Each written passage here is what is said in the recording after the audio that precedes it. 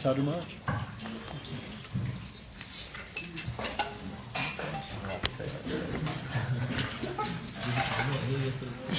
Put this on the lotus first.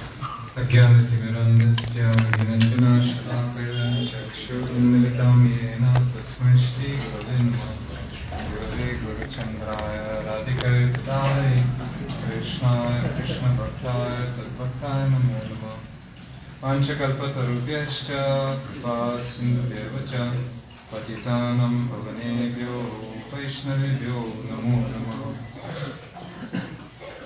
Angashyamalivachitudiravido manditatendevaram jatyam jagadaruvyasham vidadatam pattam parasya shriya vrindaranyanivasinam ridavasadamaviramadaram radhasanjaniveshitochulabhajam dyayindam. Namo Vishnupadaya Krishna Prishtaya Bhutale Srimate Bhaktivedanta Swamini Pranamani Namaste Saraswati Devi Gauravani Pracharine Nirvishesha Shunyavadi Paschatya Deshatari Shri Krishna Chaitanya Prabhu Nityananda Shri Advaita Gadadhar Srivasadi Gauravakta Hare Krishna, Krishna Krishna, Hare Hare, Hare Rama, Rama Rama, Hare Hare. Постол на Нитянанда Пранам, Тотасви Шива Гурудев, Нитил Пришта Вишнупад, Астут Прасада Шишимад Бхактивинода Нараяна Госвами Махарадж, Шикша Гурудева Сам Вишнупад, Астут Прасада Шимад Бхактивинода Мадхусудан Госвами Махарадж, Шримати Кришна Крията Пурани, Also, especially today, the lotus feet of Nityalila Pravishtam Vishnupada Astutra Sati Srimad Bhaktivedanta Swami Maharaj, our Prabhupada, on his disappearance day during this month of Kartik, also to all the Vaishnavas, Vaishnavis, Padma Maharaj, Dandavat Pranam. So, during the month of Kartik, another great Vaishnava who has departed on this day is Srila Bhaktivedanta Swami Maharaj, our Prabhupada. He is especially empowered devotee. Srila Bhakti Rakshak Siddhartha Swami Maharaj called him Shakti Veshavata. And one being asked what kind of Shakti Veshavata, Srila Siddhartha Maharaj said, Nityananda Shakti Vesh. Nityananda Shakti Vesh means he was especially empowered by Lord Nityananda to save all fallen souls of the West, Paschatya Desha. So, in this world, in Kali Yuga, probably only India is still following Vedic culture to some extent, let us say, to a significant extent, but the Western world is completely betrayed of all type of spiritual culture. So, Srila Bhaktivedanta Swami Maharaj was walking down the earth of the Western countries and saying, when reporters were asking, oh, why did you come here to preach? Because people in this country, America, practice Christianity. So Swami Maharaj was saying, oh, I've seen your churches, they're mostly closed, which is true. So they open only on Sundays for 2 hours, and that's it. But here in India we see, in Vrindavan especially, so many people during Kartik, starting 3 o'clock, running here and there, Mangalarati here, Bhata here, this there. So he brought this Krishna Bhakti, science of Krishna consciousness, to the West. That was a revolution, complete revolution. So in the 30s, Nityala Krishna Srimad Bhakti Hridaya Bhan Maharaj, Srila Bhakti Pradip Tirtha Goswami Maharaj, while being a brahmachari, Srila Bhakti Saranga Goswami Maharaj, they went to the West, and they preached in England, especially Srila Bhan Maharaj. One temple was opened in Kensington, what's it called, in London. So some people were brought, Sadananda Prabhu, the German devotee, a few more. But they contacted aristocracy, Lord Zetland, when Srila Bhan Maharaj asked him, when he asked Bhan Maharaj, oh, can you make me a Brahmana? So Srila Bhan Maharaj said, oh yes, you have to follow certain principles. What are they? Oh, you have to stop eating meat, you have to abstain from alcohol and other intoxicants, you have to finish with illicit sex life, and you have to stop gambling. Lord Zetland said, impossible. That is our life. Yeah, but he was helping the movement anyway. But also, I think Goswami Maharaj was held Queen Elizabeth's hand, etc. So some context with that. Srila Bhan Maharaj was preaching in fascist Germany while Hitler came to power. So some achievements, but not very significant. But Srila Bhaktivedanta Swami Maharaj, he went to the center of revolution of the hippies, beatniks and then hippies.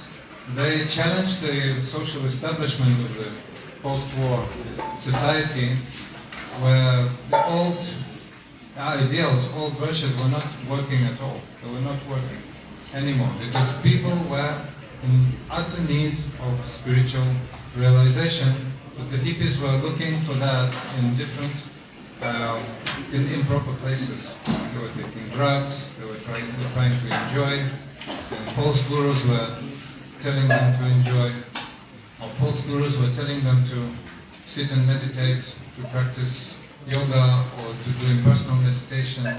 People like Vivekananda went to the West before, so that was not efficient, that was not helping the soul.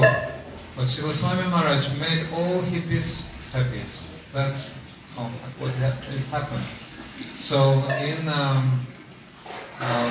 12 years, I think, he circumambulated the globe 14 times, am I right? 14 times, more or less. So in 12 short years, 65 to 77, all the world became Krishna conscious in the way that Hare Krishna became the household words. So when people were reacting to Hare Krishna, nobody was neutral. Everybody was either positive or negative. I remember talking to one lady from America. She was a daughter of Hare Krishna devotees. Or anyway, they were interested in Hare Krishna, not practicing like full time. But, so she was saying that at that time, my parents were telling me, at that time everybody was a hippie, and every hippie was a Hare Krishna. You know, so that was the reality. So who could made that? Who could have made that? Only, definitely, the special devotee empowered by Lord Nityananda. So Nityananda Shakti Avesh Avatar. So Srila Bhakti Rakshakshikar Goswami Maharaj told us more. He is actually Abhay Charan Sakra in the eternal pastimes of Shri Radha and Krishna. So those devotees who are in intimate relationship with Srila Sridhar Maharaj confirmed he really was saying so Abhay Charan Sakra. That's why Srila Swami Maharaj Prabhupada kept his AC initials in his name. Passport also AC Abhay Charan. It was still because when Krishna calls on him, his dear Priya Narmasaka, he's saying, "Oh Abhay Charan, where are you?" And he's saying, "I'm at your lotus feet." My dear Krishna, at those feet bestowing fearlessness. You know, so that's why he was so much in favor of that song, Bhaja Uremana Shri Nandananda. And I think even now devotees in this one, they don't sing bhajans very much normally, but that song about Bhaja Uremana Shri Nandananda, that's somewhat popular, you know. In most ISKCON temples it's sung. So also Abhay Charan, so that is another reason why he was singing. He was meditating on his eternal seva also. So Jaya Radha Madhava Kunja Bihari. Srila Gurudev used to make us sing that song. On this day in Parikrama, he was saying, "Oh, sing this song, Jaya Radha Madhava Kunja Bihari," about which Srila Bhaktivedanta Swami Maharaj was saying, all picture of Vrindavan is there. Krishna with Mother Yashoda, Krishna with his coward boyfriends, Krishna with the gopis, everything is there in this song, the whole picture of Vrindavan. And then Srila Gurudev used to make us sing Namaste Narasimhaya on this day also, because Srila Swami Maharaj used to like to sing. Devotees were preaching fearlessly. Some problems were there. Once somebody threw a bomb into the temple. Like, not too big bomb, mini bomb, but anyway, devotees became fearful. So he told, from now on, you have to sing this song, Namaste Narasimhaya, Pranamas to Lord Nrsimha. So devotees were going to this song, after singing this song every morning, after Madhavarati, they were going for book distribution, and they were setting up records, you know, publishing books, distributing books. Sri Chaitanya Charitamrita, I think, in 1 year and 7 months, I think. Do you remember the exact figures? It was produced, you know, it was translated, published. Devotees were not sleeping at night. There were no computers. Devotees were taking shifts. All editors, all proofreaders, all other devotees who were dealing somehow with book production were taking shifts round the clock, 24 hours, day and night. And some devotees who were participating in that actually were telling us how they were doing. They were cutting, they were sticking, there were no computers, so they were sticking lines of paper with the new versions, you know, for editing, and they were sticking that physically with glue, and then finally the text was ready. So I think Chaitanya Charitamrita entered the Book of Records, Guinness Book of Records for most quickly produced book or something. And also the books by Srila Bhaktivedanta Swami Maharaj, ISKCON books, were also recognized as the largest number of religious books published and distributed. So I don't know the figures, but like amazing amount, millions and millions of books were distributing very, very fast. So that movement, Hare Krishna movement, has transformed our lives, completely transformed our lives. Certainly after Srila Prabhupada's departure, so many things happened and so many mistakes. And anyway, critical situation is good situation. When you're in critical situation, you look for shelter. So we were looking for shelter, and by Lord Nityananda's very special mercy, that shelter was given in the form of Srila Gurudev, Krishna Balaram, pure devotees. So they know the internal seva of Srila Bhaktivedanta Swami Maharaj, his internal mood, his place in Shri Krishna's lotus feet, under the shade of Shri Krishna's lotus feet. So I know there will be many speakers. I don't want to make, take much time, but last thing I want to say, we are completely indebted. We will not be able to give our debt to Srila Bhaktivedanta Swami Maharaj, our Prabhupada, who has performed a miracle, who has performed an absolute miracle. So I think all devotees, especially from the West, must bow down to his lotus feet at all times, because if not for him, then where would have we been? So it's very, very difficult to imagine. So now we're really happy instead of being hippies. So Srila Bhaktivedanta Swami Prabhupada ki Jai, Gaur Premanande. Vyasapad, arrive. Vyasapad, arrive. Vyasapad, arrive. Vyasapad Prabhu. Microphone, give mic.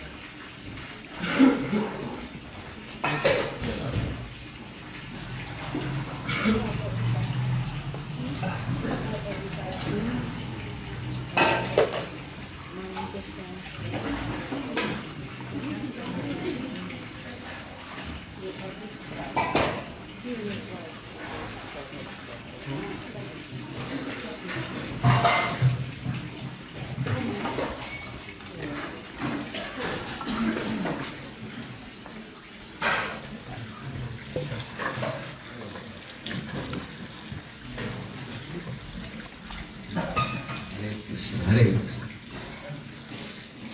Namo Vishnu Padaya Krishna Krishnaya Bhutale Srimate Bhaktivedanta Swami Name Namaste Saraswati Devi Govardhavani Pujare Nirvichesha Sanyavari Bhakshata Deshikaya.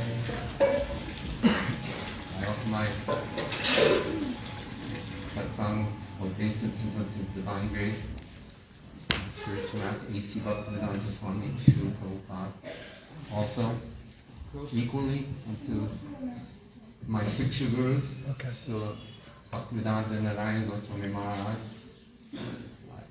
Srila Sridhar Maharaj, and so many others who have helped us to come to where we can sit together and hear the glories of these wonderful Mahabhagavatas. Mukam karoti vachalam bhangam mangaye. What is that? Mukam karoti vachalam bhangam mangaye.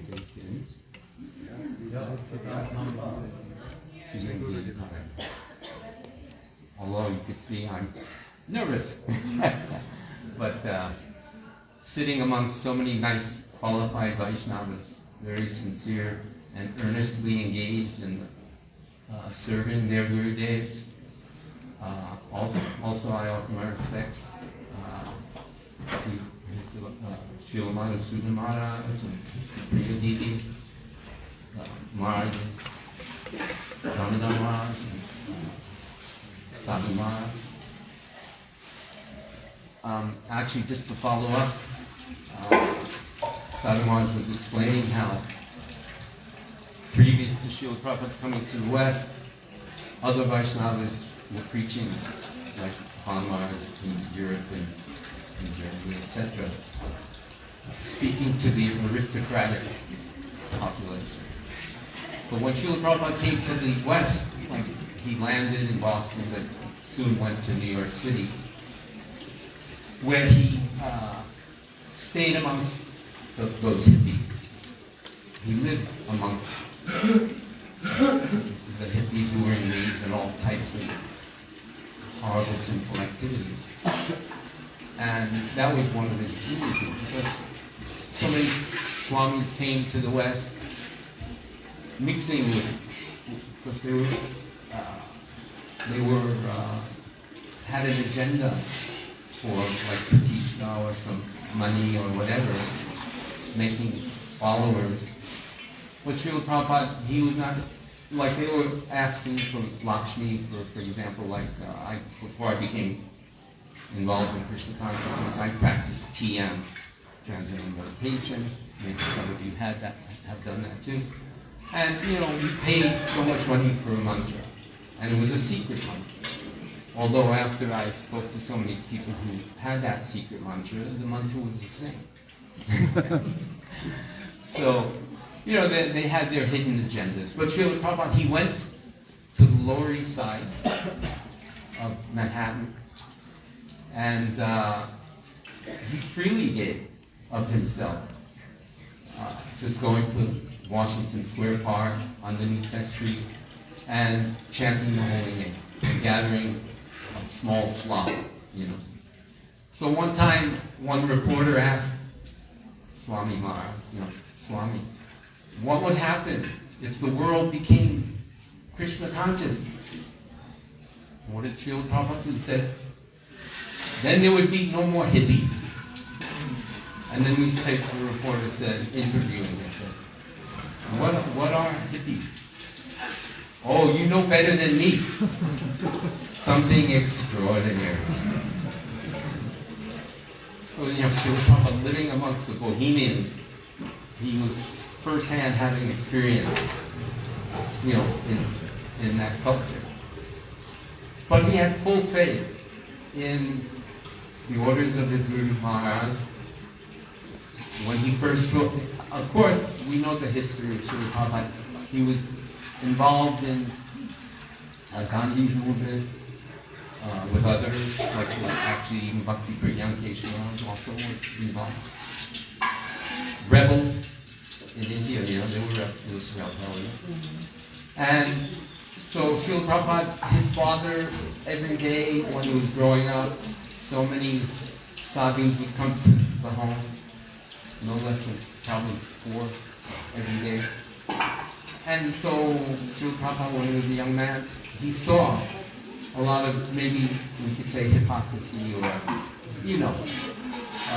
pseudo sadhus kind of. So then, when one day his friend said, "Oh, Abhay, I have this sadhu, you have to see him. You have to come with me." And Abhay was not interested. He really wasn't interested. But he was so determined and fixed. No, you must. He's different. Right? So I went, and then upon seeing his teacher, Gurudev, he at that moment could understand this Krishna consciousness is in the hands of a bona fide Vaishnava Mahatma. So he, at that time, took shelter at the feet of his Gurudev. But it was so many years later, right, in 1922, I believe, Srila Prabhupada was initiated by Srila Bhaktisiddhanta. 22 is when he met him. Huh? 22 and Oh, that's when he met. When did he get initiated? 33, right? 1932. So some years passed. Of course, Srila Prabhupada was engaged in apparently material affairs, household life. But then eventually, in 1959, eventually he took sannyas. And then on that order of Srila Bhaktisiddhanta, traveled to the West because Srila Bhaktisiddhanta Prabhupada had asked him, "You're a very intelligent young man. You speak good English. You should go preach to the English-speaking population." And that's what he did. So Srila Prabhupada came to New York mid-1960s. Later on, he was 70 approximately at that time. And he walked the streets of Manhattan. So many people unknowingly. This is where, and maybe even for myself, because I remember being in there. I grew up in New York. And when I was a young man, I went a few times to the Bowery, to the Village. And at that place, Srila Prabhupada walked. So where the pure devotee, his presence is still there.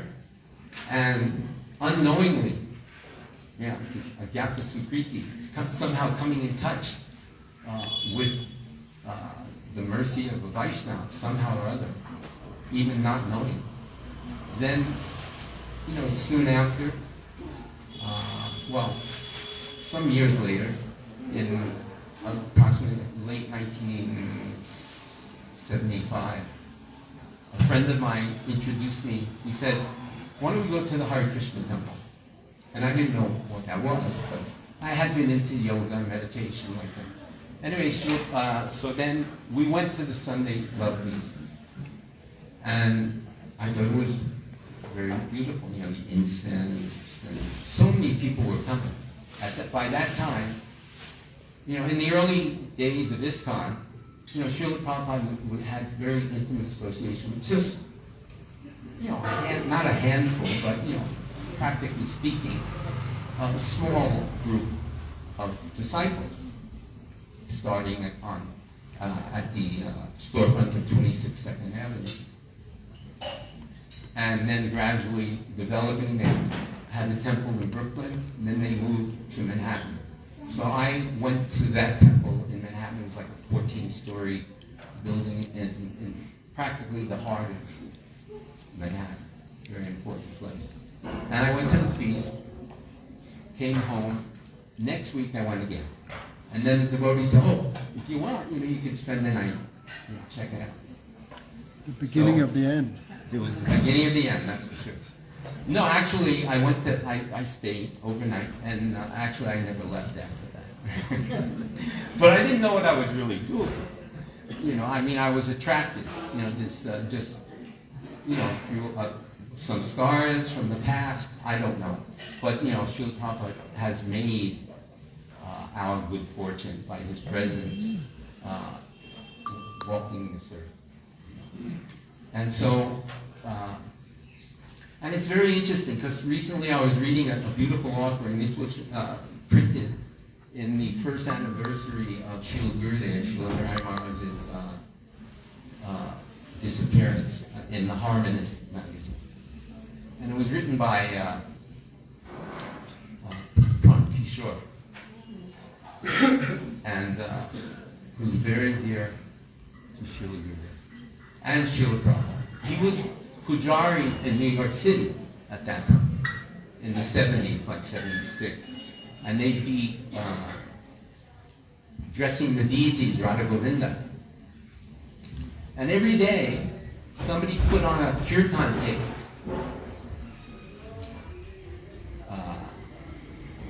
of this like Gaudiya Math kirtan,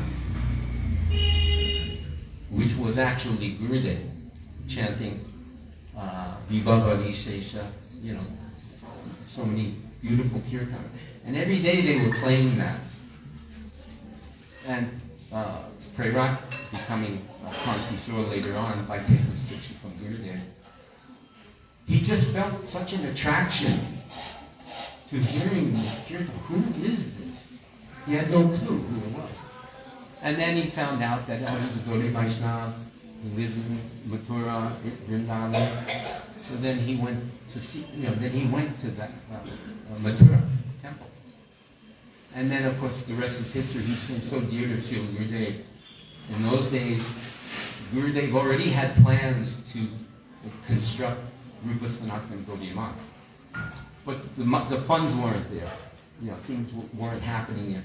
And Prerak, or Pran Kishore, he started going back to the West, collecting funds, and then coming with like so much Lakshmi to Gurudev's lotus feet. Gurudev would sit in his room in India, and Pran would just put so much at his feet, everywhere on his bed, and Gurudev was like in so much bliss, how Krishna has sent him to help. Actually, that's what Preraka means, one who has been sent. So Pran Kishore, after so many years of supporting the temple in India, and then Gurudev in 1996 was going to come to the West. So Pran was in the West at that time with his wife, Champakalata, and then they made arrangements somehow to bring Gurudev to the West. And, you know, oh, actually, let me go back a second. When Pran was in India, Gurudev was so pleased with him that Gurudev, it was winter, and he saw Pran was just wearing like a t-shirt.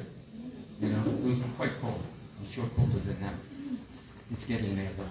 But, so Gurudev had a sweater on, and he took it off, and he gave it to Pran. He said, here, put this on. Now, you know, if you know Pran, he's quite tall, like maybe like Maharaj. And, you know, Gurudev's small. So he said, I can't take this. I'll take it home, I'll worship. No, he said, you put it on now.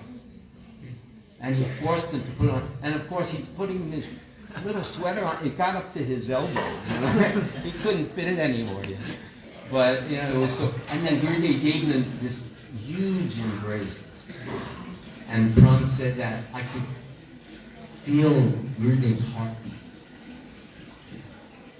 So he's so dear to Gurudev. And Srila Prabhupada. And actually we are, despite our disqualifications and not being of a higher, you know, being raised in the West, having so many bad qualities, you know, addictions and things. What is our qualification to take up devotional service? But it is all simply the mercy of these great Mahants, these great pure devotees. So we all actually have a connection with Srila Prabhupada. On this day, we can directly pray to his lotus feet and beg for his mercy and kindness so that we can continue on the path of bhakti. And another thing I wanted to say was that actually I wrote it down. It was there's a video of Srila Prabhupada in October 21st, 1977. So we know that Srila Prabhupada left November 14th. So it's just a few weeks before Srila Prabhupada was going to leave. And he was lying in bed, he couldn't get up, and devotees were around his bed, they were massaging him, and one devotee, I forget who it was, he was reading Bhagavatam and translating word for word or Bhagavad Gita also. And Prabhupada was giving his purports in this condition, where doctors at that time said that any normal person with what Srila Prabhupada has would be in excruciating pain. He was like just skin and bones at that time. And but he was so lucid, so clear. And I'll just read, this is what he discussed at that moment.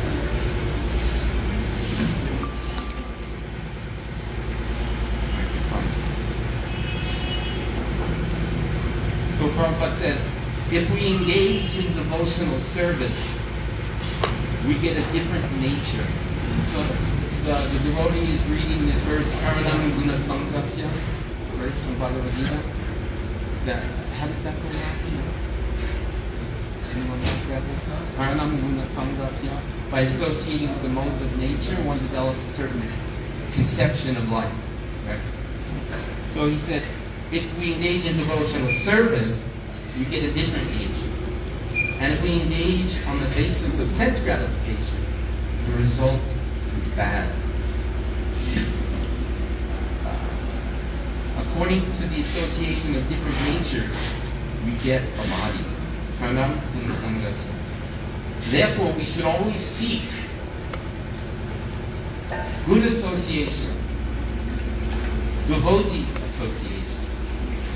Then our life will be successful. If we live with good association, then we cultivate knowledge. That means association. And Prabhupada says, this is a famous axiom, a man is known by his company. You know, if you associate with drunkards, you can easily become a drunkard. You associate with a sadhu, you can develop by their blessings and mercy, like Narada when he was the son of a maidservant, by just offering, serving them prasad, and he had the remnants of the prasad.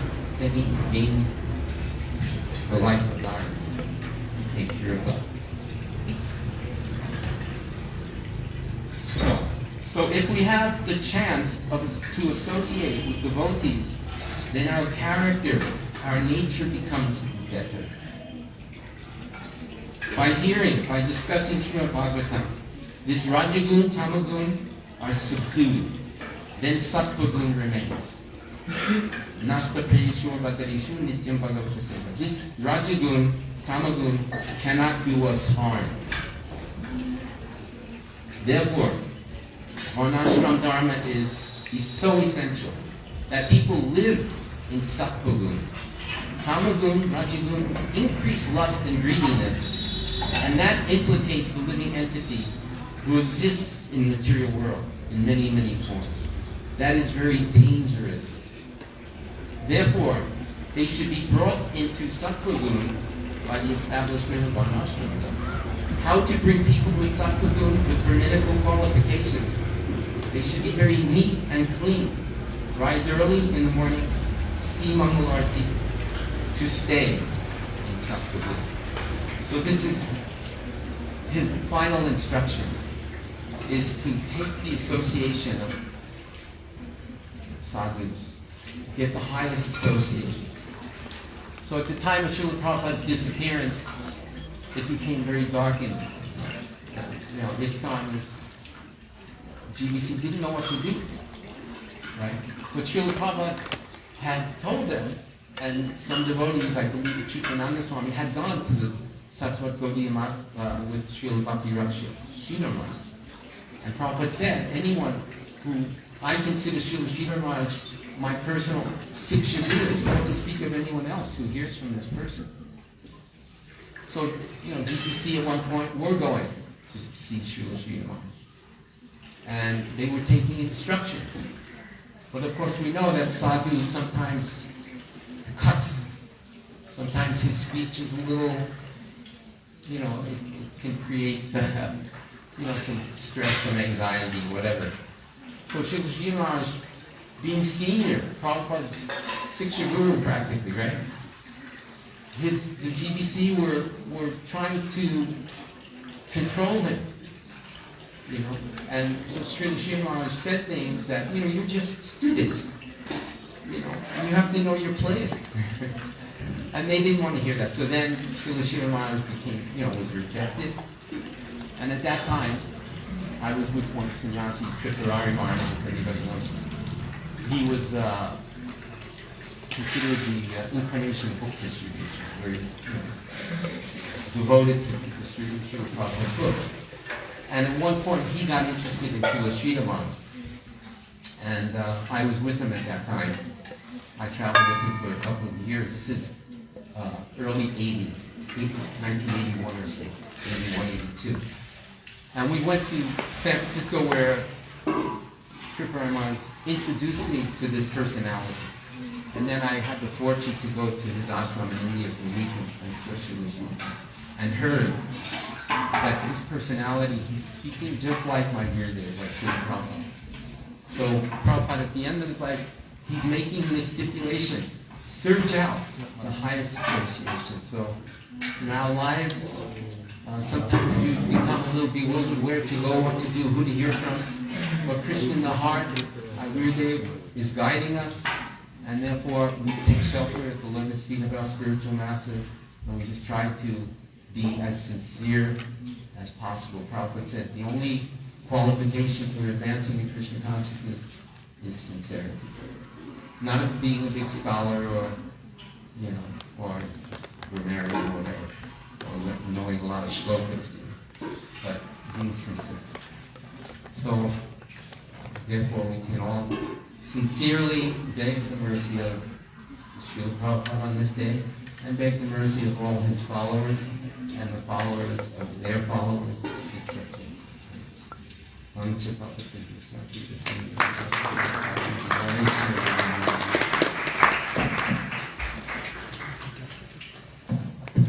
take the Padavitana, I will say, huh?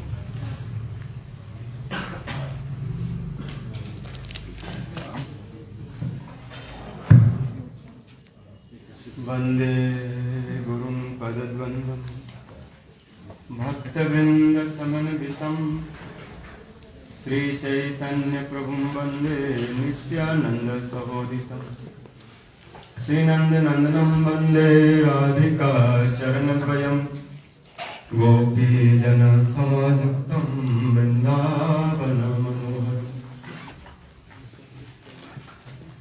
Shri Krishna Chaitanya प्रभु नित्यानंद श्री अद्वैत गदाधर शिवासादि गौर भक्तवृंद हरे कृष्णा कृष्ण कृष्ण हरे हरे हरे राम राम राम हरे। सर्वाग्रे मध्य गुरुपाद पद्म विप्ल पृष्ठों विष्णुपाद अष्टोत्तर शस्त्र भक्ति जीवन जनार्दन गोसाई महाराज नित्य पृष्ठों विष्णुपाद अष्टभक्ति वेदांत नारायण गोसाई महाराज विप्ल पृष्ठों विष्णुपाद अष्टभक्ति वेदांत स्वामी गोसाई महाराज तथा समस्त रूपानुग वर्गों के चरणों में आनंद कोटि दंडवत प्रणाम करते हुए कृपा की प्रार्थना करें। उपस्थित समस्त वैष्णव जन्माद्री सभी हम लोग कार्तिक मास नियम सेवा ऊर्जा व्रत पालन करते हुए दामोदर अष्टक पाठ सेवन कर रहे हैं। वैष्णवों की तिथियों का पालन कर रहे हैं। आज जगत गुरु नित्य पृष्ठों विष्णुपाद अष्टोत्तर भक्ति सिद्धांत सरस्वती प्रभुपाद के श्री चरणास्थित नित्य पृष्ठों विष्णुपाद अष्टोत्तर वेदांत स्वामी गोसाई महाराज जी की शुभ तिरुभाव तिथि। सब लीला रे कबू नाही परिच्छेद आविर्भाव तिरुभाव मात्र कहे थे। वैष्णव जनों की गुरुजनों की जो लीला है, उनकी जो क्रिया है वो निरंतर है, उसमें कोई टूट नहीं है, रुकावट नहीं है, विच्छेद नहीं है, परिच्छेद नहीं है। हम लोगों को समझने के लिए लीलाओं में कैंटोस और चैप्टर इत्यादि कहा जाता है, लेकिन वास्तव में लीला को कैंटो चैप्टर में नहीं बांटा जा सकता। वो निरंतर है, लेकिन यहाँ तो काल की स्थिति है, भूत भविष्य है, इसलिए हमें समझाने के लिए उसे सीमित करके बताया गया। लेकिन क्या जहाँ पर उस चैप्टर समाप्त हो गया है, कैंटो समाप्त में लीला भगवान को उतनी हो गया, उसके बाद लीला सच और लीला नहीं है, लीला निरंतर है। इसलिए कबीरदास गोस्वामी कहते हैं लीलाओं को परिच्छेद में नहीं कहा जा सकता, इसे सीमा में नहीं बांधा जा सकता। हम सीमा में इसलिए हमको समझने के लिए उसको सीमा में बांधा गया, उसके लिए कैंटो बनाया गया, चैप्टर बनाया गया, लेकिन वास्तव में कैंटो चैप्टर नहीं, वो निरंतर। जैसे गंगा बह रही है तो बह रही है, उसको कहाँ तक रोकेंगे, उसको ऐसे निरंतर चल रही। कभी प्रकट दिखाई पड़ता है, कभी दिखाई नहीं पड़ता, अंतर इतना ही। आविर्भाव तिरोभाव, तिरोभाव भी दो प्रकार के, एक आदर्शन हेतु हर, एक आत्यांतिक लय हेतु महाहर। जैसे कोई वैष्णव है, प्रकट है, लेकिन दिखाई नहीं पड़ रहा, उनका दर्शन नहीं हो रहा, कहीं पर है यही है, लेकिन आंख के सामने नहीं है, तो भी एक प्रकार का तिरोभाव है, आंखों से दूर। और दूसरा होता है त्यांतिक लय, जो एकदम सब प्रकट हो गए और दिखाई नहीं पड़े।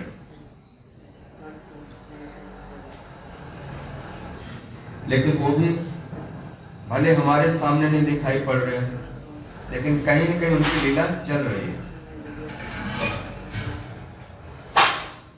कृपा करके वो लीला अभी प्रकट कर सकते हैं किसी जीव के ऊपर अनुग्रह करने के लिए। बहुत ऐसे देखने में आता, ध्यानचंद्र जी सोच रहे उनके परम गुरु जी गोपाल गुरु अब प्रकट हो गए, उनके गुरु बकेश्वर पंडित अब प्रकट हो गए, लेकिन उन्होंने बार बार उनको दर्शन दिए। ऐसे दर्शन भी देते जरूरत अनुसार बतलाते हैं, ये सब करते। इसलिए वैष्णव नित्य है, सूर्य की तरह है। यहाँ नहीं देख रहे हैं तो इसका मतलब नहीं कि सूर्य नहीं है, सूर्य कहीं न कहीं है।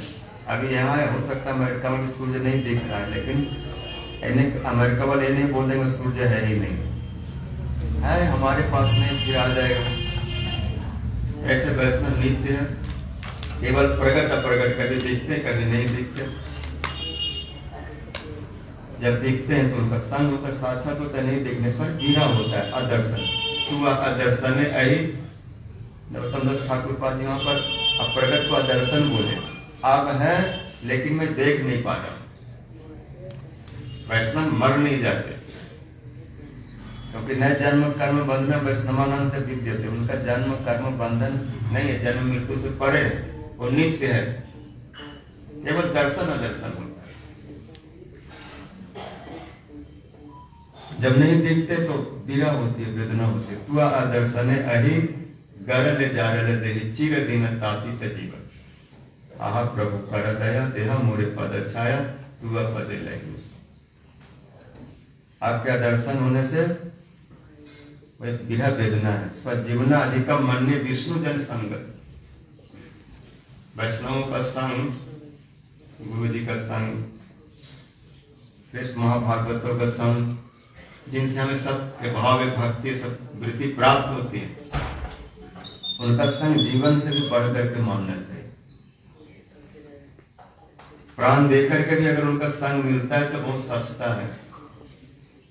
और वैष्णव ने ऐसा दिखाया अपने गुरु जी के संग के लिए, उनको प्राप्ति के लिए, उनके साथ रहने के लिए अपने प्राण को, अपने शरीर को बाजी पर लगा दिया। जैसे परम गुरु जी भक्ति के सब उसी मारे अपने गुरुदेव की रक्षा के लिए निर्भीक होकर के उनका दंड कमंडल, उनका दंड और वस्त्र आदि धारण कर लिए और स्वयं प्रस्तुत कर दी कि मैं भक्ति से लोग उनको ऐसे उन्हीं जैसा वेशभूषा, ऐसे पगड़ी मान लिए, ऐसे सब कर लिए। क्योंकि बिना मरने दुख मरने कौन दुख गुरुतर कृष्ण भक्त बिना बिना न देखी दुख नहीं देखी पर।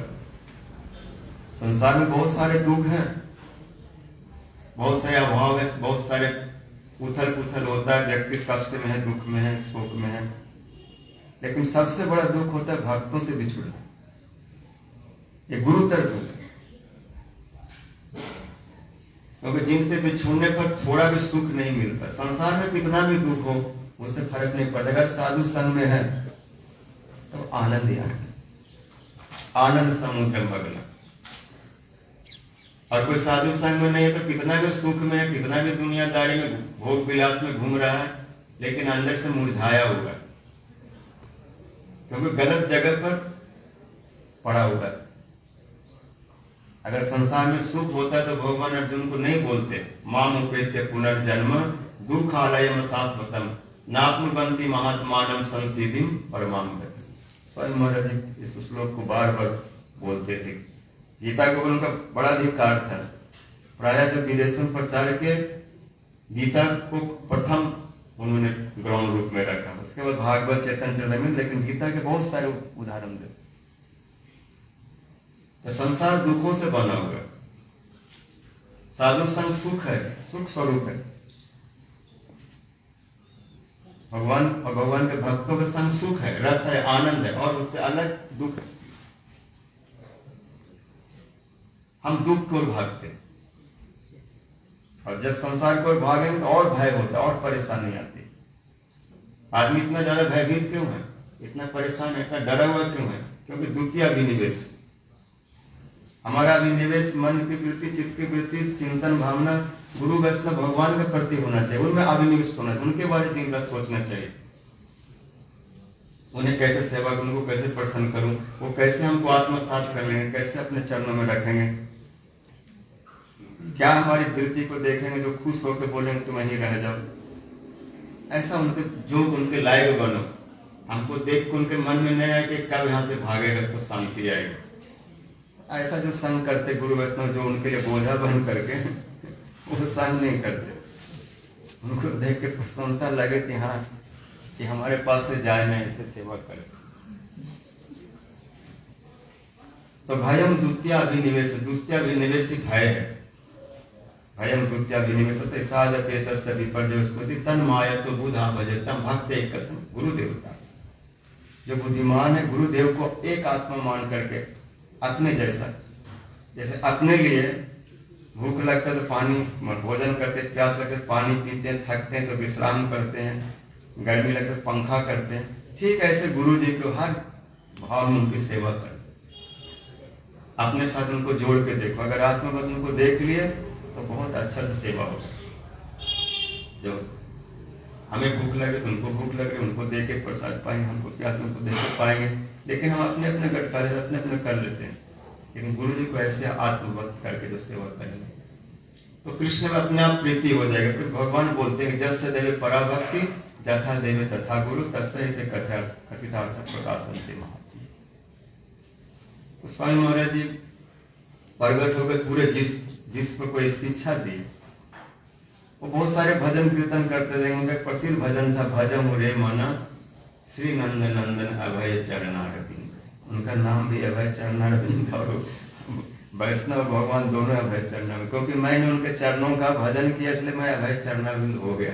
तुम लोग उनका भजन करो, बचपन को ही भजम रे मना श्री नंदन नंदन अभय चरणारविंद।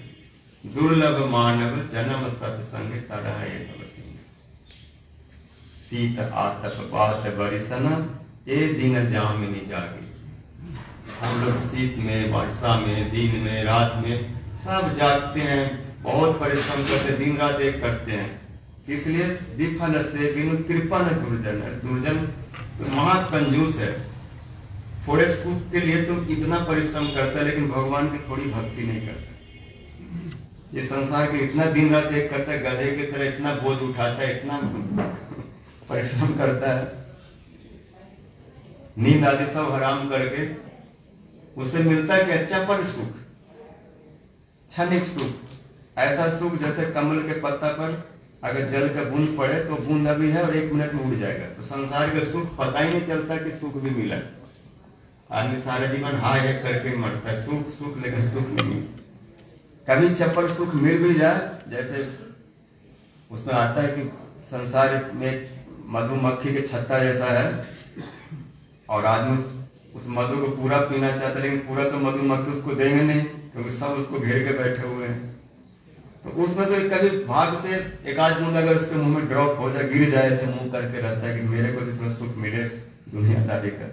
तो जैसा थोड़ा सुख मिलता है दूसरे क्षण मधुमक्खी उसको काट करके इतना उसको फुला देते हैं कि दोबारा फिर उस मधु को झाँकता भी नहीं, बोलते इसको पियो ना तो और हमको मारे।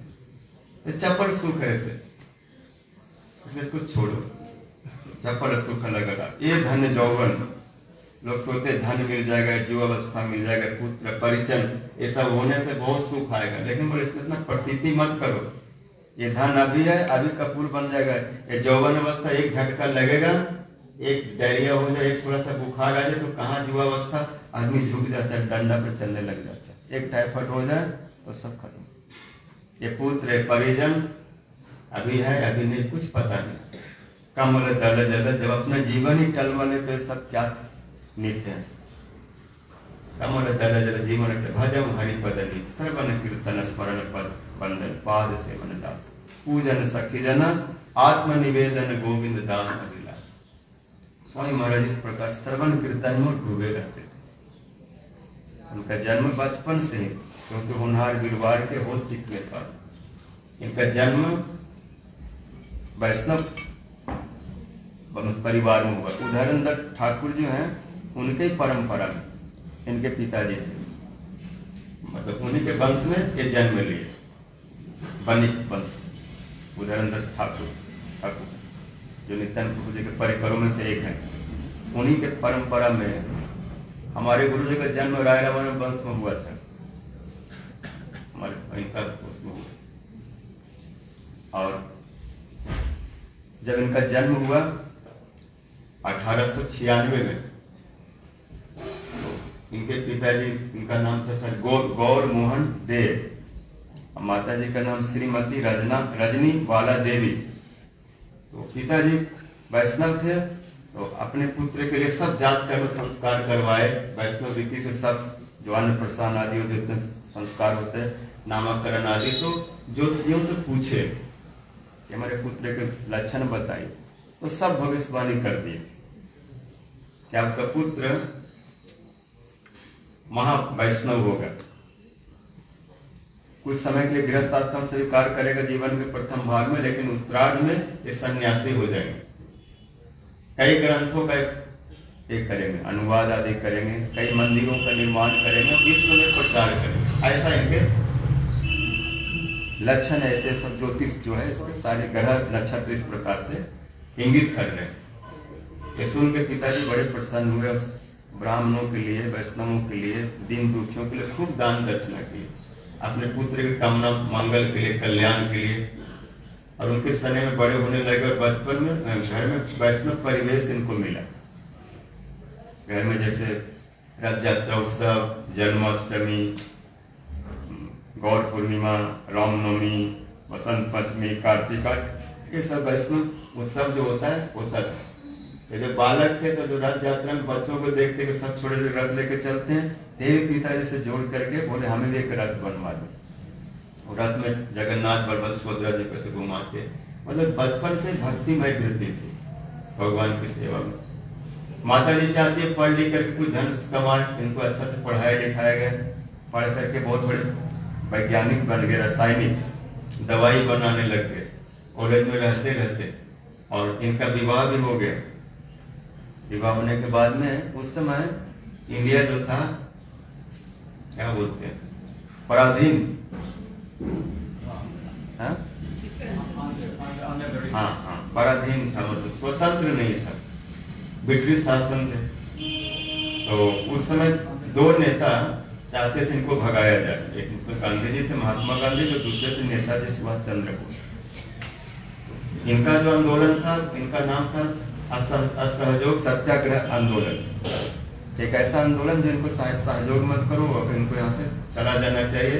ये लोग जबरदस्ती किसी के ऊपर चढ़ करके बैठे हो, इनका देश नहीं है, यहाँ पर क्यों बैठे हैं, इसलिए ठीक नहीं है। सत्य को मानो, अपने अपने अपने स्थान को लौट जाओ, ऐसे। और उन्होंने एक आंदोलन चला दिया था, आजाद हिंद फौज, उसको बोलते हैं इंडियन नेशनल आर्मी, कुछ ऐसे करके। वो आर्मी जो हमारे देश को आजाद करेंगे, ऐसा उन्होंने फौज का संगठन कर दिया। तुम मुझे खून दो, मैं तुम्हें आजादी दूंगा। ये सब ये युवक अवस्था, लोग युवक थे, जब सुने सब बातें आंदोलन के बारे में, इनमें भी जोश आ गया और ये उस संगठन से जुड़ गए कि हम देश को स्वतंत्र कराएंगे, मारेंगे, पीटेंगे, लड़ेंगे, जो भी हो। और गांधी जी के साथ भी सत्य को पालन करेंगे, इत्यादि, अहिंसा, सत्य इत्यादि। इसी में लोग घूम रहे थे, लेकिन अचानक इनका भाग क्या हुआ, पूर्व संस्कार तो था ही, अचानक प्रभुपाद जी, प्रभु भक्ति सिद्धांत ठाकुर जी के चरण में चले आए। कलकत्ता में जो बाग बाजार गौड़िया मठ है, वहां पर अचानक उपस्थित हुए, किसी मित्र के साथ घूमते फिरते वहां चले गए और गए तो वहां कथा सुनने को मिली। बड़े ध्यान से कथा सुने, और प्रभुपाद जी कथा जो था थोड़ा सिर से ऊपर जा रहा था, और बड़े तन्मय से पूरा ध्यान लगाकर सुन रहे थे।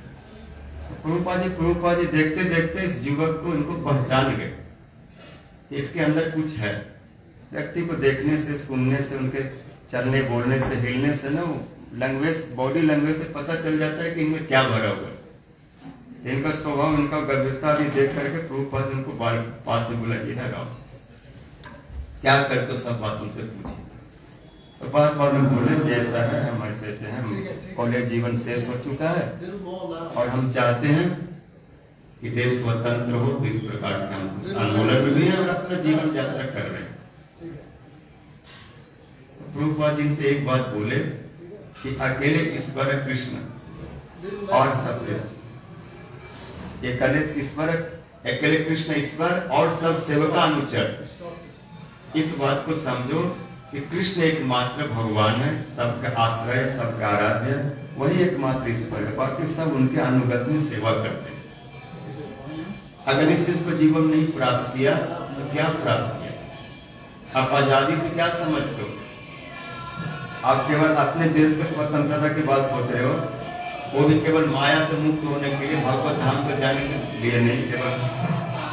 लेकिन मैं तो सोचता हूँ कि पूरा विश्व गुलाम है, पूरा विश्व स्वतंत्र, सब माया के बंधन में पड़े हुए हैं।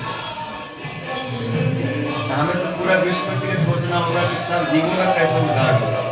तुम तो थोड़े एरिया में सोच रहे हो कि हम लोग कैसे मुक्त हो जाए, लेकिन ये मुक्ति होके भी क्या होगा? अगर देश स्वतंत्र हो भी गया और भगवान की अगर भक्ति नहीं किया तो दूसरे बंधन में बंद हो गए। यहाँ से छूटे को देह माया बंधन, वो बंधन हजारों बंधन है। पल पल माया जाल बिछाया, माया कदम कदम पर जाल बिछा करके बैठा हुआ है। यहाँ से निकलेंगे इस नेट से, तो उस नेट में फंस जाएंगे, वहां से निकलेंगे वहां फंस जाएंगे। जैसे सुपरमार्केट में चला जाओ तो कहीं ना कहीं फंस जाएंगे, देखते देखते ये ले लूं सो ले लूं, ऐसे हो जाता है। ऐसे सजा के बैठा हुआ है माया कि देखने के बाद आदमी रुक नहीं पाता, तुरंत खरीदने लगता है, तुरंत उसमें फंसने लगता है, पड़ने लगता है। तो पूरे जीवों कैसे उद्धार होगा इसके बारे में विचार करिए। ऐसे दो चार शब्द उनको बोले और शब्द उनको बिजली की तरह लगा। पहले थोड़ा सा प्रश्न किए जानने के लिए, ये सब क्या बोले है, लेकिन शाश्वत चीज नहीं है, ये हो ना हो इससे ज्यादा कोई फर्क नहीं पड़ता। लेकिन अगर अपना उद्धार किया, जीवों का भक्ति को ले गया, तो ही सबसे बड़ा जीवों के प्रति उपकार है, दया है। लोग सोचते हैं कि मैं बहुत बड़ा हॉस्पिटल खुलवा दूंगा, अन्य क्षेत्र खुलवा दूंगा, लोगों को कपड़ा दूंगा, दान दक्षिणा करूंगा, ये भी तो जीवों के प्रति कृपा है, दया बोला है, लेकिन थोड़ा सा 1 पैसा के बराबर। क्योंकि कपड़ा लता, मकान और दवाई, दुनियादारी से आदमी को क्षणिक सुख तो मिल सकता है। ठंड लग रहा है, कोई कम्बल दे दिया तो ठीक है, थोड़ा आराम तो मिल जाएगा, लेकिन कितना दिन इस आराम को प्राप्त करते रहेंगे? लेकिन शरीर ही नहीं रहेगा। इस शरीर को जितना बचा रहे, संभाल रहे, किस लिए? बिना मतलब का। जैसे पशु लोग भी ठंड लगते तो भी कहीं छुपते हैं, भूख लगते तो भी खाते हैं, वो भी सारे व्यवहार करते हैं। तो मनुष्य की विशेषता क्या है? आहार, निद्रा, भय, मैथुन, ये सब ये तो मनुष्य और पशु में समान है। लेकिन मनुष्य की विशेषता भगवान की भक्ति कर सकते, धर्म तेसम देखो विशेष। मनुष्य में विवेक है, ये समझ सकता है, अच्छा बुरा का ज्ञान कर सकता है। पशु पक्षी भजन नहीं कर सकते, वो न सुन सकते न समझ सकते, न हरे कृष्णा बोल सकते हैं।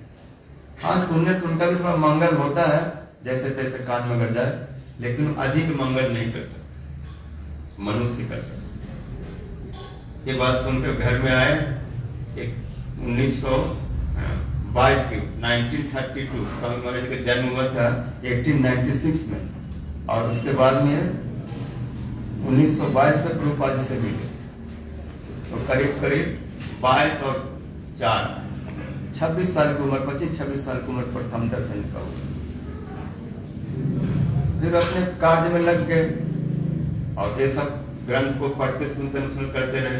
अचानक फिर प्रभुपाद एक बार इलाहाबाद आए, प्रयागराज, और वहां पर स्वामी महाराज जी अपना कुछ व्यापार कर रहे थे, तो वहां पर मिलन हुआ और प्रभुपाद जी को अपने घर में लेके आए और वहीं पर मंत्र दीक्षा प्राप्त, दीक्षित हो गए। दीक्षित होने बाद में प्रभुपाद जी को देखे और इनसे बोले कि तुम जिस प्रकार से इंग्लिश अंग्रेजी बोलते हो, इंग्लिश भाषा, और जैसे तुम्हें भाषाओं पर और इन सब पर अधिकार है, तो मुझे लगता है तुम अच्छा सुंदर रूप से इंग्लिश में सुनते हैं, अंग्रेजी में विश्व में प्रचार कर सकते हो। तो मैं चाहता हूं कि तुम प्रचार करो, आप प्रचार करो। क्योंकि हिंदी, बांग्ला आदि में तो चलो प्रचार हो जाए, लेकिन बाहर में प्रचार की जरूरत है, और उसमें ऐसे व्यक्ति चाहिए जो इंग्लिश में, अंग्रेजी में शिक्षित हो। और आप वो चीज मैं देखता हूं, ऐसे उनको इस प्रकार से इंगित के आदेश दिए कि प्रचार करना, ऐसा तैयारी करो। उसके बाद में 1935 में ब्रजमंडल परिक्रमा में आए थे, प्रभुपाद जी उसमें विशाल ब्रजमन परिक्रमा करा रहे थे। उनके शिष्य थे तो स्वामी जी भी इस परिक्रमा में, तब अभय चरण देव, अभय चरण अरविंद उनका नाम तो यहाँ आए और परिक्रमा के शेष में जाने लगे। तो प्रभुपाद जी बोले कि देखो तुम मेरे बाद में अगर कभी भविष्य में तुम्हें खूब धन की प्राप्ति हो गई, खूब धन मिल गया, एक काम करना, भगवत गीता श्रीमद् भागवतम चैतन्य चरितामृत आदि को इंग्लिश में पब्लिश करा देना अनुवाद करके, और इसको पूरा विश्व में प्रचार के लिए एक अनुकूल माहौल तैयार करना। ऐसे बोले 1935 में प्रभुपाद जी 36 और 37 के 1 जनवरी को प्रकट हो गए। फिर वो उसी में संसार में रहे। फिर उसके बाद में गुरु भाइयों के साथ मिलना जुलना हुआ और ये अपना प्रचार शुरू कर दिया। कई मैगजीन, कई पत्रिका आदि लिखने लगे और घर घर में जाकर कीर्तन, बहुत सुंदर मृदंग बजाते, कीर्तन करते थे, हरि कथा बोलते थे। और ट्रेन आदि में, बस आदि में अपनी दवाइयों को जब बेचने जाते, दवाई कम बेचते थे, लोगों को हरे कृष्ण ज्यादा सुनाते थे, भजन ज्यादा सुनाते। और एक मैगजीन भी उन्होंने बहुत प्रसिद्ध, आज जो मैगजीन छपती है बैक टू गॉड हेड, वो मैगजीन आज भी इस्कॉन में छपती है, मैगजीन का बनाया है। ये सब देख करके इनकी योग्यता आदि गुरु भाई लोग इनको विद्वान रूप में एक उपाधि प्रदान की। भक्ति वेदांत तो बाद में नाम, लेकिन पहले इनको भक्ति वेदांत की उपाधि ऐसे दे दी। हम बहुत शास्त्रों के भक्ति का विचार करने वाले हैं ऐसे।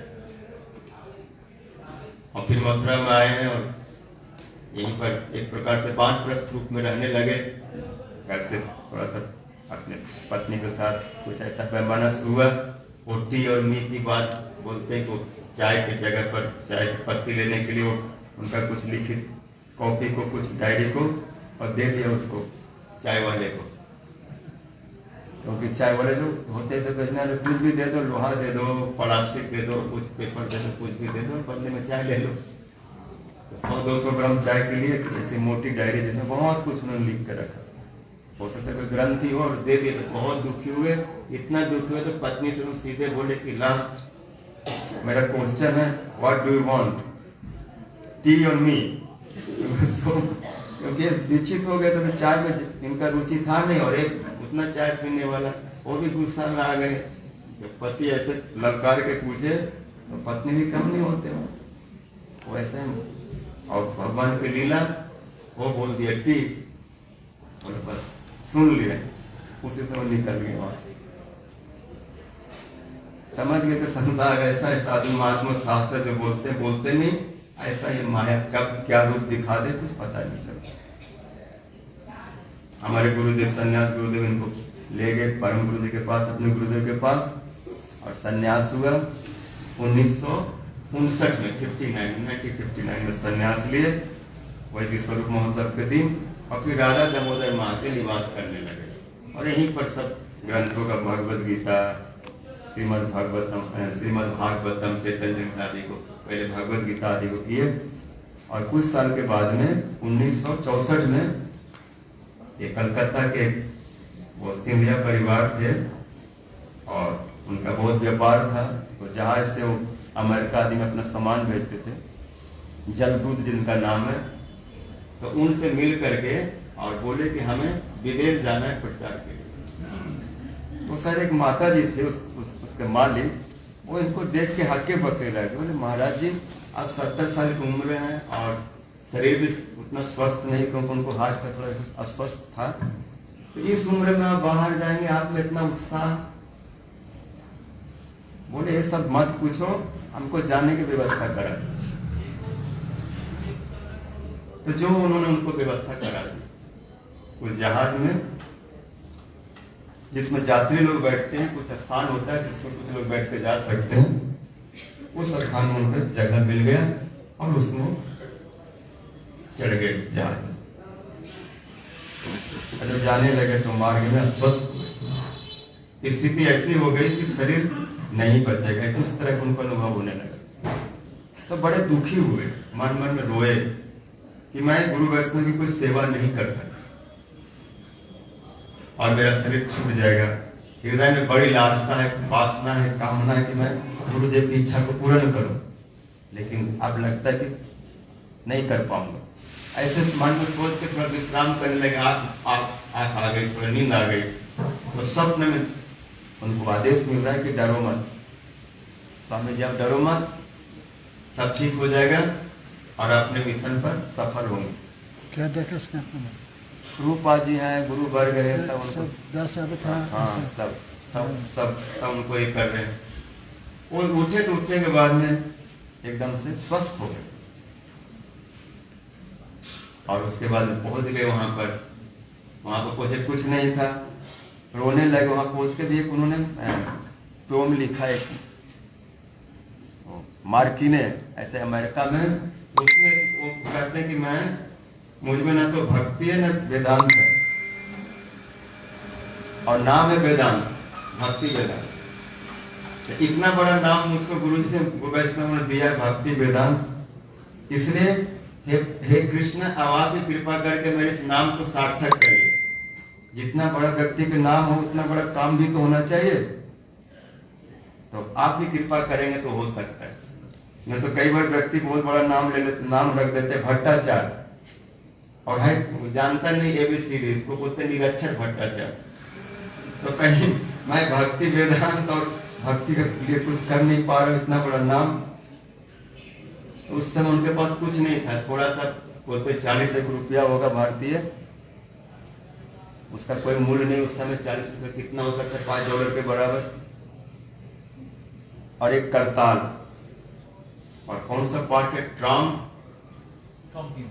टॉम्किंस स्क्वायर पार्ट, उसमें बैठ गए। अब बैठ करके शुरू कर दिए बहुत जोर से, हरे कृष्णा कृष्णा कृष्णा हरे राम। तो बहुत से लोग देखे, कौन आए लोग, कौतुक हुआ, बोले भारत से आए, स्वामी जी सुन रहे भारत से आए, क्या गा रहे हैं। कीर्तन से लोग एक दो आने लगे उनके पास, सुनने लगे क्या बोल रहे हैं।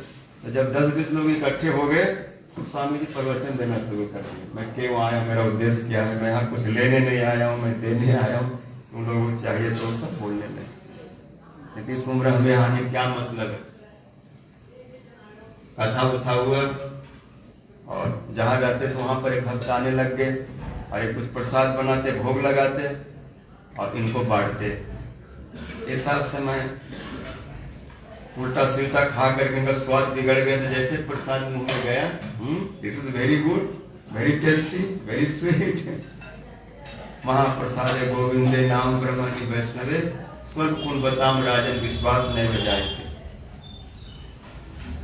प्रसाद में उनका हृदय को, एक तो प्रसाद दिए, एक था अनुपान और डोज दिए, दवाई में हरे कृष्ण दिए और हरि कथा, भव औषधा स्रोत मनोभिरामन, ये सब कथा उनको सुनाए। निर्वृत्त तरसे रूप गीयमानत भव औषधा स्रोत मनोभिरामन, कब उत्तम श्लोक गुणानुवादत पुमान विरजित विना सुखना। श्रीमद्भगवतां स्वकथा कृष्ण प्रविष्ट कर्ण गंधने न स्वानंग भाव सरोरहम, ये सब कथा इनके मुंह से निकला। भगवान की कथा सुनने से हृदय के सारे कर्मस कसाय दूर हो जाते हैं। जीवन जे भागवत आत्मना सदा, सब शोक मोह भय दुख सब चला जाता है।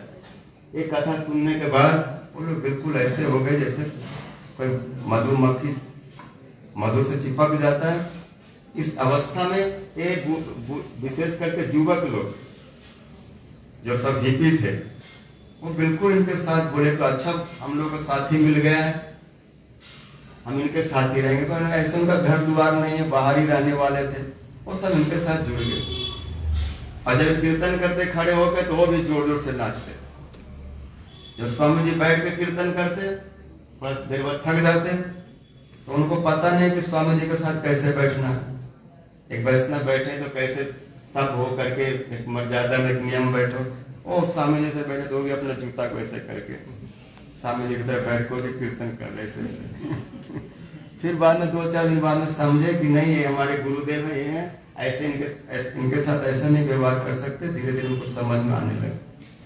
मुंडन भी कुछ कर लिए और चोटियां रख लिए, और मैगजीन आदि में तो छपने लगा कि अमेरिका में क्या हो रहा है। एक महात्मा जी आए हैं, वो तो सबके कोई एक आया था इंटरव्यू वाले, तो बोले आप इसको क्यों कटवा देते हैं, इसको क्यों मुंडन कराते हैं। तो सर इंटरव्यू बोल रहे हैं आई एंगेज टू दैट, मैं उसका विरोध में हूँ, ये माया है, इसको हटाना चाहिए तभी शुद्ध भक्ति करेंगे। सारे आसक्ति को छोड़ना। आदमी को अपने केस में बड़ा ये रहता, आकर्षण रहता ही रहता।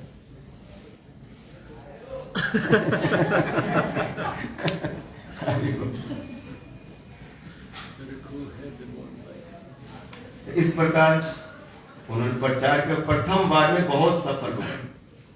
जब वहां से राजा दामोदर यहाँ आए तो सब वहां से उनको टेप रिकॉर्डर वगैरह दे दिए। तो उस समय वो सब लेके आए और ये सब कथा कैसेट वगैरह यहाँ पर। हाँ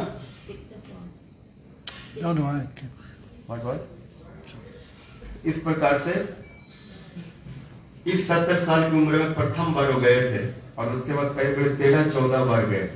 कम से कम 13-14 साल प्रचार किया और 13-14 साल में उस विश्व में जहां पर कहा जाता है निर्विशेष शून्यवाद, जबकि ये जो क्या बोलते हैं अमेरिका, इंग्लैंड आदि जो कंट्री है ये क्रिश्चियंस है, मतलब यीशु को फॉलो करने वाले हैं। तो ये लोग बिल्कुल से शून्यवादी या निर्विशेषवादी नहीं है, क्योंकि यीशु ने ऐसा नहीं बोला कि भगवान शून्य है या भगवान का कोई रूप नहीं है, निराकार है। उनका फिलोसफी बाइबल देखेंगे तो उसमें स्पष्ट किया है कि भगवान जो है अपने जैसा क्रिएट किया है। क्या वो God create after his own image. God created man in his own image. क्या क्या बोल रहे हैं? मतलब अपने जैसा बनाया। इसका मतलब भगवान का रूप हमारे जैसा, वो भी हमारे जैसा मनुष्य रूप में, जो चेतन चेतन से और हमारे फिलोसफी से बहुत मिलता है। तो भगवान को हम रूप बोलते हैं एकदम अच्युतम अनादि अनंत रूपम आद्यम पुराण पुरुषम नव जौवनम च कृष्ण जते खेला सर्वोत्तम नरलीला नर बपु तार सपु गोप वेश वेणु कर नव किशोर नटवर नरलीला रहे अनुरूप। निर्विशेष और शून्यवाद का जो प्रचार जो है कहीं न कहीं भारत से उधर गया, क्योंकि स्वामी महाराज से पहले भी बहुत फिलोसफर वहां जा चुके थे। जैसे हमारे एक हो गए स्वामी विवेकानंद, वो पहुंच चुके थे उनसे पहले, लेकिन इन लोगों ने शुद्ध उस कृष्ण के स्वरूप का प्रचार नहीं किया। कृष्ण के प्रति जो जीवों का जो संबंध है, एक संबंध से जम काम क्रोध प्रणयादि भीति वात्सल्य मोह गुरु गौरव से व्यभावे संचिंत्य तत्सदृशी तनु महापुरुते गोविंद मादि पुरुषम तमम भजामि, ऐसा शुद्ध भाव का प्रचार नहीं किया लोग। इन्होंने फिर ब्रह्म संगीता के द्वारा बतलाए लोगों के भगवान के साथ हमारे बहुत सारे संबंध हो सकते, उन्हें एक संबंध से उनका भजन करना। वो निर्विशेष में उनका रूप है, वो शून्य नहीं है, वो है, उनका आकार प्रकार है, लीला है, वैचित्री है। और इसको समझने के लिए उस भक्ति को स्वीकार करना हो, कृष्ण कॉन्शियसनेस। कृष्ण ही चेतना है, कृष्ण ही आत्मा है, आत्मा की भी आत्मा है। जो आत्मा की आत्मा है उसका जो भजन नहीं करता उससे बड़ा अपराधी और उससे बड़ा आकृतज्ञ कौन हो सकता है। जो हमारे पिता है, जो हमारे सर्वस्व है, जो हमको सब कुछ दिए हैं। जैसे कोई बेटा अपने बाप को ना माने और बाप से सारे सुविधा ले, पढ़ा लिखा बड़ा हुआ, बाद में माँ बाप को स्वीकार करे, तो भगवान से सब कुछ हमें प्राप्त है। वो चेतन की भी चेतना, आत्मा की भी आत्मा।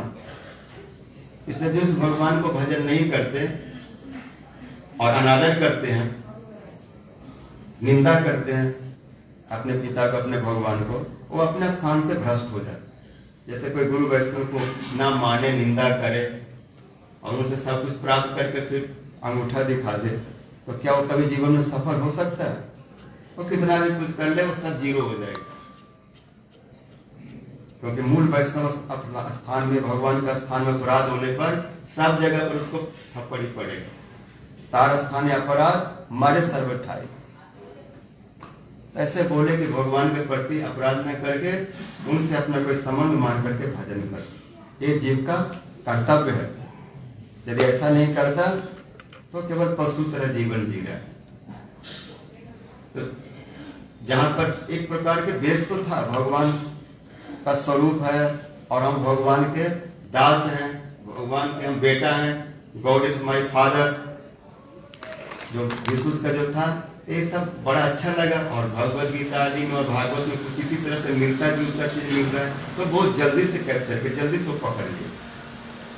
क्योंकि एक प्रकार से वहाँ ग्राउंड था, लेकिन बीच वाले जाकर थोड़ा सा उनको भड़का दिए कि भगवान निराकार है, निर्विशेष है, शून्य है, फलाना है, ढिमका है। तो वो लोग सोचे कि भारत का ज्ञानी आए हैं, यहाँ के साधु आए हैं, तो वो लोग उसको पकड़ लिए शून्यवाद। विशेष करके जापान आदि में जाएंगे, चाइना वाइना में, तो सब शून्यवादी ज्यादा वहां पर है, बौद्धिज्म जिसको बोलते, वो निराकार है और क्या बोले शून्य है, केवल विज्ञान थोड़ा है, कुछ नहीं, इत्यादि इत्यादि बोलते। ऐसे निर्विशेष शून्य जहां था, लोग भक्ति से कितना दूर थे। क्योंकि अगर कोई व्यक्ति भक्ति को न जाने, सीधे सीधे रहे, तो भी भक्ति जल्दी पकड़ लेगा, लेकिन बीच में अगर कुछ और फिलॉसफी आ जाए तो उसके बाद उसको भक्ति देना बहुत मुश्किल हो जाता है। स्वामी महाराज ऐसे कथा में बोलते हैं कि दो व्यक्ति थे, गुरु जी के पास हारमोनियम सीखने गए थे। एक बोलता है मैं थोड़ा थोड़ा जानता हूँ, और एक बोलता है मैं कुछ नहीं जानता हूँ। तो गुरु जी कहते हैं कि जो थोड़ा थोड़ा जानता है उसको 1 साल में सिखाऊंगा, और जो कुछ नहीं जानता उसको 6 महीना में बता दूंगा, सिखा दूंगा हारमोनियम, भजन, कीर्तन। तो नाराज हो गया, मैं जानता हूँ फिर भी हमको 1 साल लेंगे टाइम। बोला तुम जानता, यही तो प्रॉब्लम, जो जानता है उसको निकालने में 6 महीना लग जाएगा, फिर उसके बाद जब खाली हो जाएगा फिर 6 महीने में सिखाऊंगा। तो तुमको 6 महीना खाली करने में समय जाएगा, और इसको कुछ करने की जरूरत नहीं, सीधे इसको सिखा देगा। क्योंकि कुछ नहीं जानता, इसलिए जो बोलूंगा वही मानेगा, जैसे बोलूंगा वैसे सुनेगा। और तुम कुछ जानता है तो अपना लगा देगा, अपना मूड मार देगा। जो थोड़ा थोड़ा जानता है वो साढ़ जैसा हो जाता है, कहीं होगा अपना सिर लगा देगा और जो कुछ नहीं जानता तो शांति से रहता है, उसको बताया जा सकता है। तो वहां पर थोड़ा स्थिति विकट हो गई, तो निर्विशेष शून्य आदि में आ गए। लेकिन फिर भी जीसस की कृपा थी, वो अपने फिलोसफी पर आए, उन्होंने बताया देखो तुम्हारे जीसस में क्या बोला है, उसको पकड़ो और अपने भक्ति करो। तुम लोग वहां तक तो पहुंच गए हो, थोड़ा सा 2-4 कदम और ऊपर चढ़ जाओ। कृष्ण को सखा मान लो, कृष्ण को पुत्र मान लो, कृष्ण को प्रियतम मान लो, कुछ मान करके, और फिर देखो कैसे आनंद आएगा। फिर मार घुसा पीठी जो करना करो कृष्ण के साथ। कृष्ण बहुत आसान है, बहुत अच्छा है। बोले भगवान को कितना सारे, बोले हाँ। वो गाय के पीछे घूमते रहते हैं, गोपियों घर घर में घूमते रहते हैं, मक्खन चुराते रहते हैं, और अपना वो भजन को जो भाव सब सुनाया, तुम्हारे मिलने भाई आवर से सुख पाई, वो चारणी भूरी दिन बोर, कत बने छूटा छूटी, बने खाई लूटा फूटी, से दिन कबे। बोला भगवान इतना इतना आसान, इतना प्रेम सुन के मिला जाता है, ऐसा भगवान तो न देखा न सुना। वास्तव हम लोगों का महाप्रभु जी का जो विचार है, जो धारा है, जो भक्ति, बहुत सरल सा है। एक बार हृदय में घुस जाए तो फिर उसको कोई निकाल नहीं सकता। और इस चीज को बिना जाने समझे कोई कितना चेष्टा करे, शुद्ध भक्ति नहीं कर सकता। क्योंकि तो शुद्ध भक्ति को देने वाले चैतन्य महाप्रभु जी, इन्होंने दिया। यदि संसार सिंधु तरने हृदय यदि स्यात्, संसार सागर से पार होना चाहते हो और संकीर्तन रूपी रस में डूबना चाहते हो, प्रेम के समुद्र में विहार करना चाहते हो, तो एकमात्र चैतन्य महाप्रभु के चरण ही आश्रय। चैतन्य चंद्र चरण शरणम प्रजा। और इस प्रकार चैतन्य महाप्रभु जी का नमस्ते गौरवाणी, नमस्ते सरस्वती देवे गौरवाणी प्रचारिणे, निर्विशेष शून्यवादी पश्चात देश बताने। चैतन्य महाप्रभु जी का पूरा सिद्धांत चैतन्य जी आदि में वो इन्होंने अद्भुत रूप से, गजब रूप से प्रचार किया। महाप्रभु जी बोले थे पृथ्वी पे आछे जत नगर आदि ग्राम, सर्वत्र प्रचार है वे मोर नाम। वो प्रचार सर्वत्र गया, ऊंचा नीचा, कोई देश विदेश कोई स्थान नहीं छोड़ा। सर्वत्र मतलब सभी जगह पर, चाहे वो कोई भी कंट्री हो, चाहे हिंदू कंट्री हो, चाहे जीसस कंट्री हो, क्रिश्चियन हो, चाहे मुस्लिम कंट्री हो, सब जगह पर। पाकिस्तान आदि में वहां भी हरे कृष्ण में चलता है। अरब कंट्री में खूब हरे कृष्ण होता है। टर्की आदि में और कितने देशों में, चाइना में, जापान में, कौन ऐसा जगह है, रसिया में, जहाँ पर नहीं मानते तो वो भी एक प्रकार से शून्यवादी लोग, नास्तिक लोग। ये थे मारपीट की शुरुआत में के विरोध भी किए, लेकिन अब तो लोग खुद गीता को लेकर ऐसे छाती में लगा घूमते। वहाँ के प्रेसिडेंट आदि वो भी मानते हैं कि इसमें चमत्कार है, इसका विरोध करने से शांति नहीं है। आज पूरा विश्व शांति को ढूंढ रहा है, सुख चाहिए, शांति चाहिए, आनंद चाहिए, लेकिन किसी को पता नहीं कहाँ से मिले, कोई बताने वाले भी नहीं। सब बोले बस मारो पीटो, सब कब्जा लो, आनंद आ जाएगा, लेकिन उससे आनंद नहीं आता। आनंद का जो उद्गम स्थान है स्वामी महाराज जी विश्व में दिए। यदि सुख से ही आनंद चाहिए तो आग बन करके प्रेम से हरे कृष्णा कृष्ण कृष्ण हरे हरे, हरे राम राम। शांति से यहाँ से पार हो जाओगे। के जावी रे भाई भव सिंधु पार, धन कली मेरे चैतन्य अवतार। हमारे गौरांगेर घाटे आदन खेया वह जड़ अंध आतुर अवधि पार। हरि नाम नौका खानी श्री गुरु कंडारी, संकीर्तन केरुआल दो बाहु प्रसारी। सब जीव पार है लो प्रेम रे बता से, पढ़िया रही लोचन आपन। सबको पार कर दिए। बस इसके साथ थोड़ा संबंध जोड़ लो, भगवान से थोड़ा प्रेम जोड़ लो और संबंध मान करके भजन करो, भागवत सुनो, साधु संग में रहो। एक ऐसा बड़ा मैसेज जो महाप्रभु जी और प्रभुपाद जी सब देना चाहते थे, उस मैसेज को लेकर उन्हें विश्व में दिए। अब हमारा कर्तव्य है कि उसको सही रूप से पालन करते हुए, मतलब भक्ति के नाम पर एक अच्छा उदाहरण प्रस्तुत करना। लोग भक्ति को देख करके नाक में सिकोड़ने की भक्ति क्या है। जैसे पूर्व बंगाल में महाप्रभु जी के बाद स्थिति बिगड़ गई। और बोल करता बाजा बैरवेस जात साई, सहजिया सखी भेग स्मार्ट जात गोसाई, अतिवाड़ी चूड़ाधारी गौरांग नागरी, तोता कहे तेरा संग नहीं करी। ऐसे आप संप्रदाय को उसको विरुद्ध विपर्जय कर दिए। तो ऐसा नहीं होना चाहिए। जो भक्ति में अग्रसर हो रहे हैं स्वयं आचरण करके जीवों को सिखाए। आपन आचार्य धर्म जीवे सिखाए, आपन आचार्य धर्म न सिखाने न जाए। इसलिए जारे देखो तारे कहो कृष्ण उपदेश, अमर आज्ञा गुरु है तारो यही देश। महाप्रभु ने सब कुल मूल कर, जिसको देखो उसी को कृष्ण उपदेश करो। सबको बोलो बोलो हरे कृष्णा कृष्णा कृष्णा हरे हरे, हरे राम। और आज ऐसे होता है, जो कोई अगर आज हरि नाम सुना किसी ने, दूसरा दिन गुरु बन जाता है। खुद तो सुन लिया, अब वो लोगों को जाकर बोलता है बोलो हरे कृष्णा कृष्णा। अगर ऐसे सब इस तरह से गुरुगिरी करने लग गए तो पूरा विश्व भक्त बन जाएगा। तो हम लोग जो हरे कृष्ण सुन रहे हैं, केवल सुन के अपना भजन नहीं करना है, दूसरों को भी कराओ, उनको भी बुलवाओ।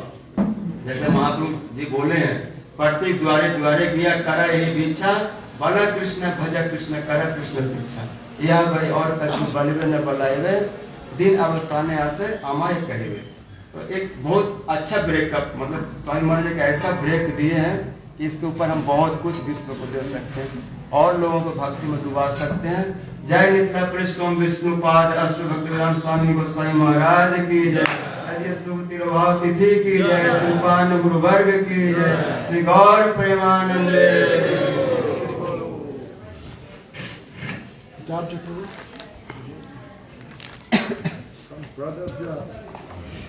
दिस वन नो किसका है? Nitya Kishori no Vietnam, she can take from here. She's on the stand. Mike, camera. Kadabja, come on. Chop, chop. Chop, chop. Chop, chop.